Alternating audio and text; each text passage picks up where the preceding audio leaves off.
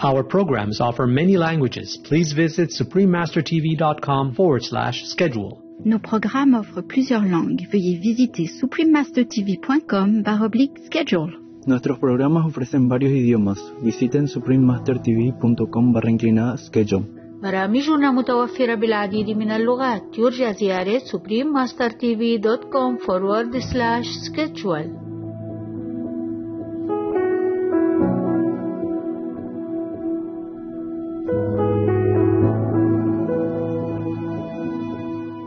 When I was dead, I perceived that God was beyond all religion, because it was beyond the divine being is beyond all concept and understanding and containment.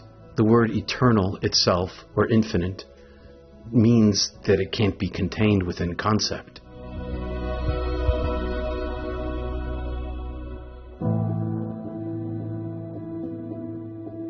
Heaven is Beautiful, Near-Death Experiences of Reverend Peter Panagor, Part 4 of 4. Continue watching to find out more.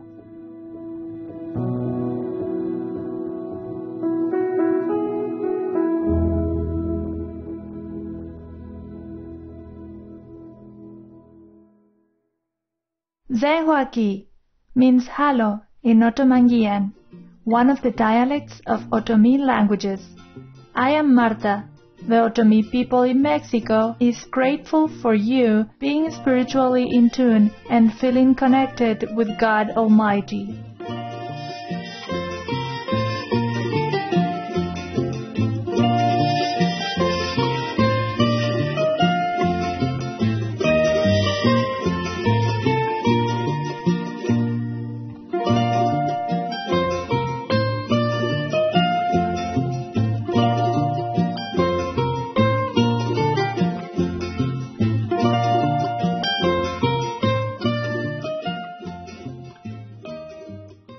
Welcome to the concluding episode of Heaven is Beautiful, Near-Death Experiences of Reverend Peter Panagor.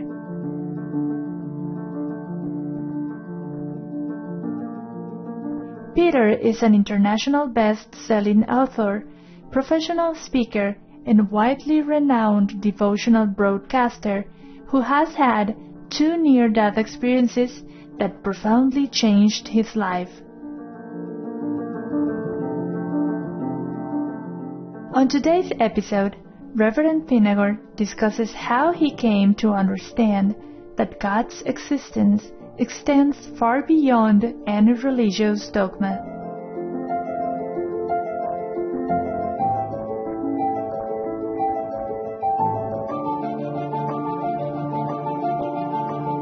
When I was dead, I perceived that God was beyond all religion, because it was beyond the divine being is beyond all concept and understanding and containment. The word eternal itself, or infinite, means that it can't be contained within concept. There's no gender, there's no physicality, there's no matter whatsoever. And all these words of definition aren't adequate. They don't even come close. One God, oneness of being beyond capacity for humanity to understand and comprehend. It's not like the Christian God or the Muslim God or the Jewish God. Those categories didn't exist for me.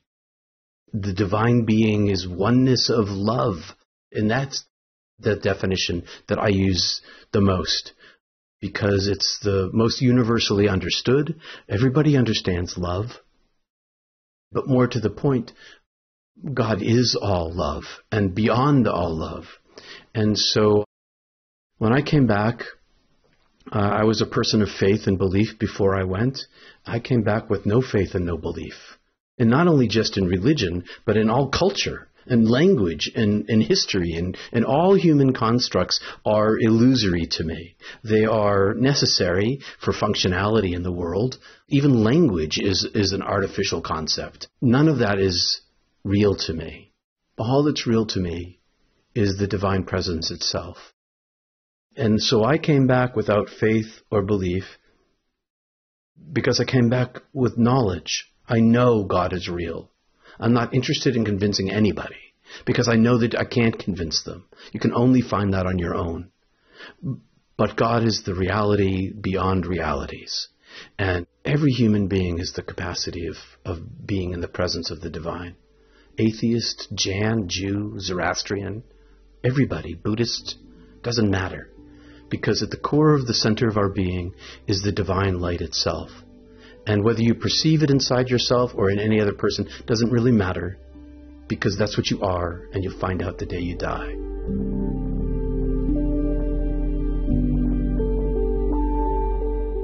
When Peter had his first NDE, he was afraid to tell others about it.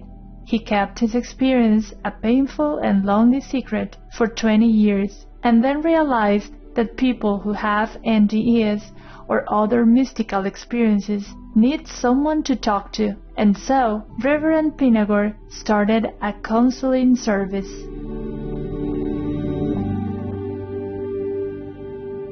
I ran a global spiritual counseling service for closet mystics because I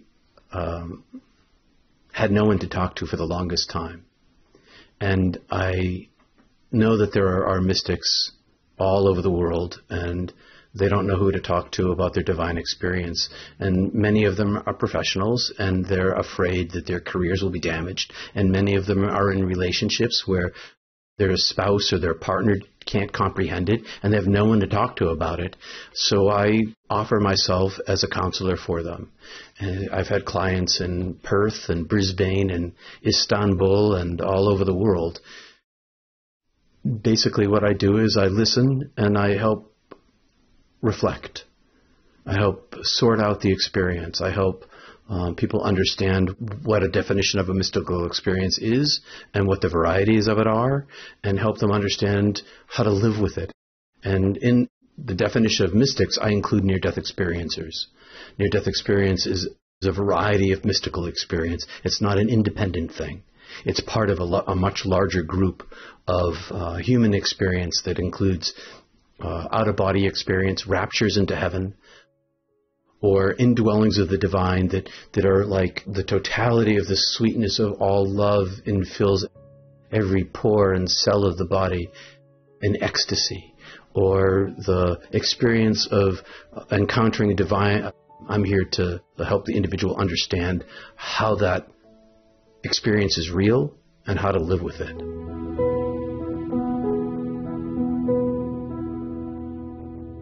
We asked Peter why so many more people are having NDEs now than in the past, and are these NDEs playing a role in raising the consciousness on Earth?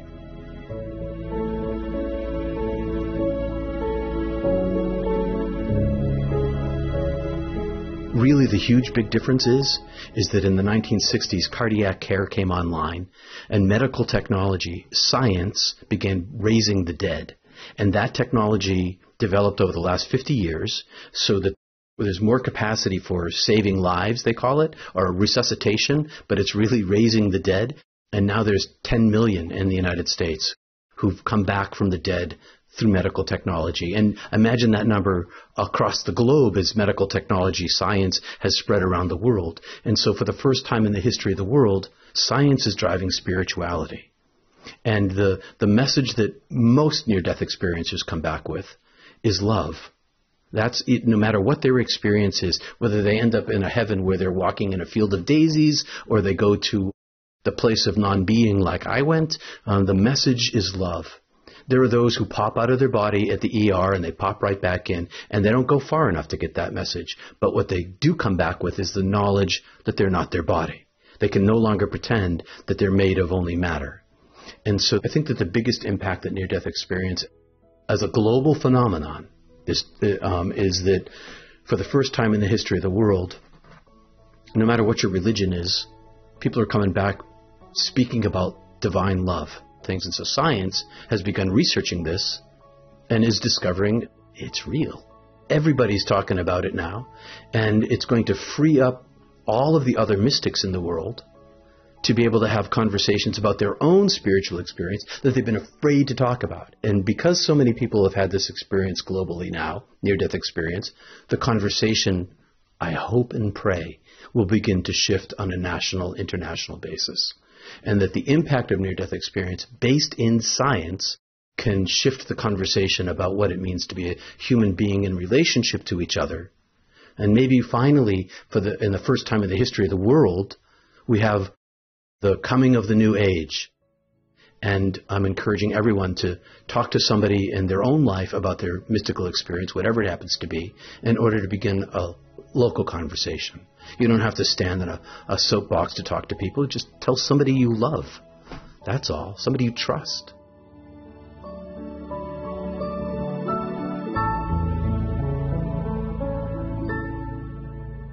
We asked Peter about his personal mission in life, and he shared the following thoughts. I have two missions in life. One is to be grandfather to my granddaughter, to be substitute father, to help her adjust to best that she can in the world. That's my physical mission.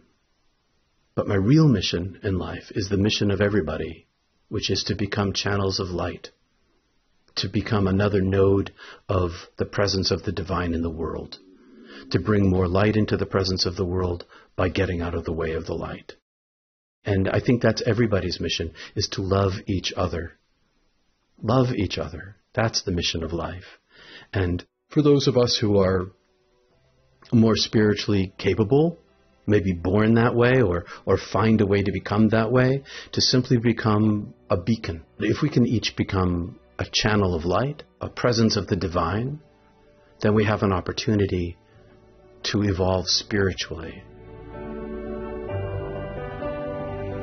At the conclusion of the interview, Reverend Penagor had one final thought to share with our global audience.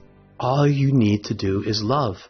It's built into humanity. It's like if I were God and I was going to create a way for everyone to find me, I'd build something into them. And what's built into us is our capacity for love. Love each other is the simplest thing there is. You just have to love the people in your life. That's all. That's a very simple thing. Just love each other.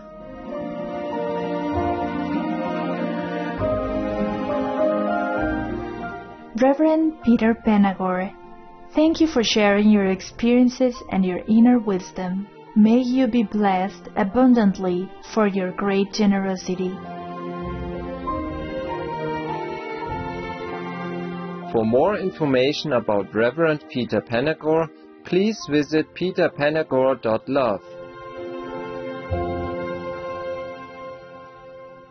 Elegant viewers, thank you for your company today during today's episode of Heaven is Beautiful, Near-Death Experiences of Reverend Peter Penagor, Part 4 of 4. Coming up next is A Prayer for Compassion, an interview with filmmaker Thomas Wade Jackson, vegan, Part 2 of 4, right after Noteworthy News.